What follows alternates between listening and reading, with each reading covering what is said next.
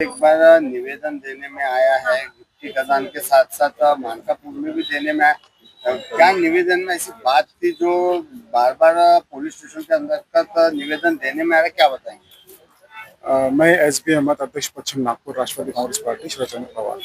देखिए, आप जानते हैं कि पिछले दिनों हमने 5 तारीख को सीपी साहब को एक डेपुटेशन दिया था कि जिस तरह से नागपुर में क्राइम बढ़ते जा रहा है, तो हमारे सम्माननीय अनिल देशमुख साहब, माननीय गृह मंत्री, और हमारे शहर के अध्यक्ष दुनिशर जी पिठे, इनके मार्गदर्शन में, इनके आदेश अनुसार हम लोग पूरे नागपुर के तमाम पुलिस स्टेशन में एक डेपुटेशन दे रहे हैं।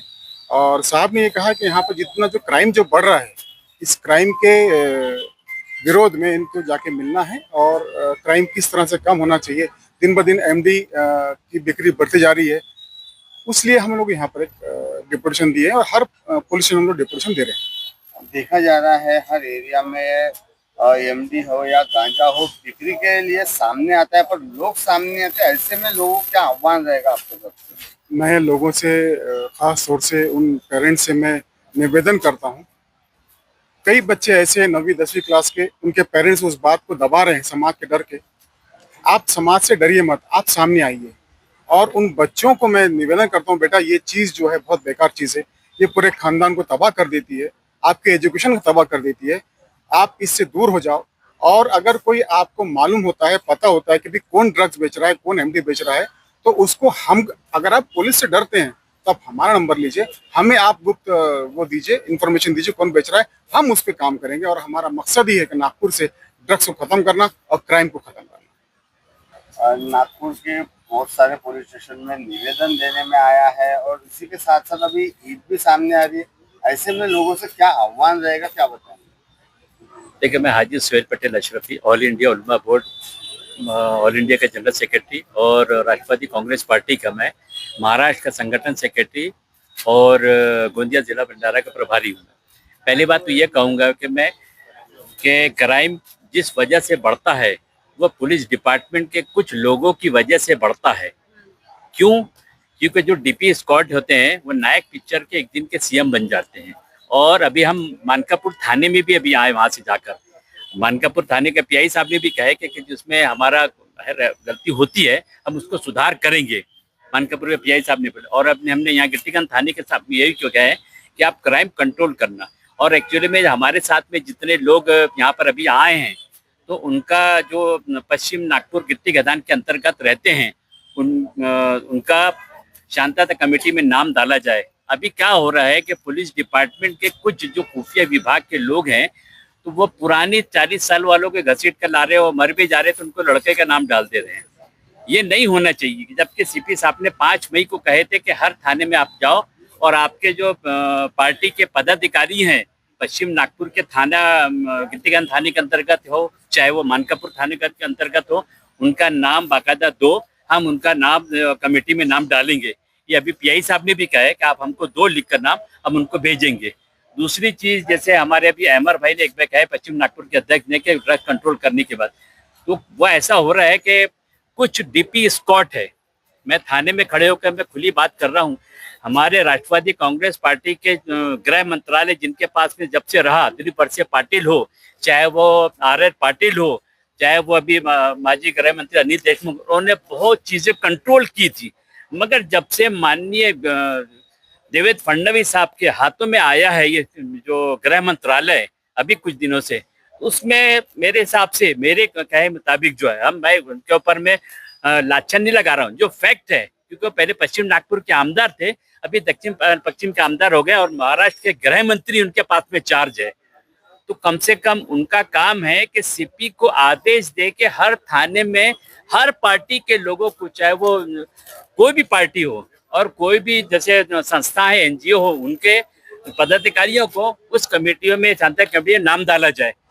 ये काम हमारे माजी गृह मंत्री अनिल देशमुख ने बाखूबी अंजाम इसके पहले दिए थे। और हमारे जो गृह मंत्री थे उनसे ज्यादा तो अच्छा तो आज तक के महाराष्ट्र में मैंने अपनी लाइफ में देखा नहीं गृह मंत्री जो उन्होंने निभाए हैं। और एक मिसाल बहुत अच्छी है अमर भाई, बबलू भाई, ये जो पुलिस लाइन की मस्जिद, या मैं यही खड़ा हूँ यहीं पर, माननीय जो हमारे आर पाटिल जो गृह मंत्री, पूर्व गृह मंत्री, और उन्होंने इस जगह को बाकायदा 3 हफ्ते में बाकायदा ये जगह खड़े होकर दिलवाए थे, मुजनी करके दिए थे। ये राष्ट्रवादी कांग्रेस पार्टी की देन है कि आज ये जो मस्जिद का लफड़ा, बड़े बड़े मंत्रियां यहाँ पर आए थे, केंद्रीय मंत्री, महाराष्ट्र के मंत्री, बहुत मंत्रियों का नाम तो नहीं लूंगा मैं, केंद्रीय मंत्री सब तक के कहते कि हम सुलझाएंगे, मगर वाह गृह मंत्री आर पाटिल और फौजिया खान और क्या नाम है अपना अल्पसंख्यक आयोग के चेयरमैन जो थे, उस टाइम इन्होंने ये मसला सुलझाए थे। तो मैं जो माननीय शरद पवार के जो देश है 80% समाज काम करो और 20% राजनीति करो, मगर आज लोग उलट फेर कर रहे हैं, दुकानदारी खोल के बैठ गए। मैं बोलने में हिचकता नहीं हूँ, मैं सिवाय अल्लाह के अलावा किसी से नहीं डरता, मैं किसी से नहीं डरता, मैं चाहे कोई भी दुनिया का ताकत हुई। क्यों? जो आर पाटिल ने जो काम करे हैं माजी, तो उनके अलावा अभी तक कोई नहीं करा। तो मेरे अभी इनसे जो देवेंद्र फडणवीस साहब जो भी गृह मंत्री है, उनके नागपुर क्षेत्र में इतने बड़े बड़े क्राइम हो रहे हैं, फिर उसके बाद वो कहते हैं कि बहुत अच्छा काम हो रहा है। वाह रे गृह मंत्री, तुम नागपुर में पहले पश्चिम नागपुर के तुम आमदार थे, अभी दक्षिण पश्चिम के हो गए हो, तो आप अपने इशारे से कुछ तो करो सही काम। जो आज जो बच्चे ड्रग्स के बारे में बहुत बढ़ गए हैं, बहुत कुछ आगे बढ़ गए हैं, उसके बारे में आपके चैनल के माध्यम से मैं राष्ट्रवादी कांग्रेस पार्टी का मैं संगठन सेक्रेटरी महाराष्ट्र का और ऑल इंडिया उलमा बोर्ड का ऑल इंडिया का सेक्रेटरी होने के नाते मैं एक अपने माननीय गृह मंत्री से आह्वान करूंगा कि आप तत्काल नागपुर शहर के सीपी की एक मीटिंग लीजिए और सभी पार्टियों को लोगों को बुलाइए, चाहे वो कोई भी पार्टी हो, कोई भी एनजीओ से ताल्लुक रखते हो, कोई भी संस्था से ताल्लुक रखते हो, कोई भी जो सबको बुला के सब लोगों के नाम उसमें 5 नाम डालिए। कोई पुराने घसीटे पिटे डाल के रखते हैं, न किसी को पता लगता है कि क्या हो रहा है, कैसे हो रहा है। जो आर पाटिल गृह मंत्री ने काम किए थे, बहुत अच्छा काम करे थे उन्होंने, मगर अभी मैं गृह मंत्री से मैं फिर से हाथ जोड़ के विनती करता हूँ कि आप एक मीटिंग तत्काल लीजिए और लेने के बाद में आप पहल करिए। जो अभी जो कुछ डीपी स्क्वाड में इसमें इन्वॉल्व है, डीपी स्क्वाड कुछ नागपुर शहर के, ये सीपी साहब ने भी एक्सेप्ट करे हैं और जोन 3 के डीसीपी ने भी एक्सेप्ट करे हैं, कपिल नगर थाने के भी, यशोधरा थाने के भी, कलमना थाने एक्सेप्ट करे उन्होंने, यशोधरा के भी और अपना पांचपोली के भी।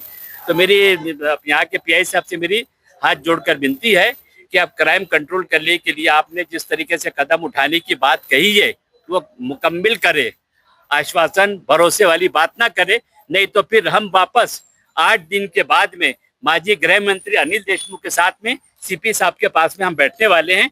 ये देखो पूरे थानों का हमने रिपोर्टेशन दे चुके हैं और अभी तक की क्या कार्रवाई हुई है आप इसमें हस्तक्षेप करें और आगे का कुछ उद्देश्य दें उनको, ताकि ये क्राइम कंट्रोल हो। बस ये कहता हूँ।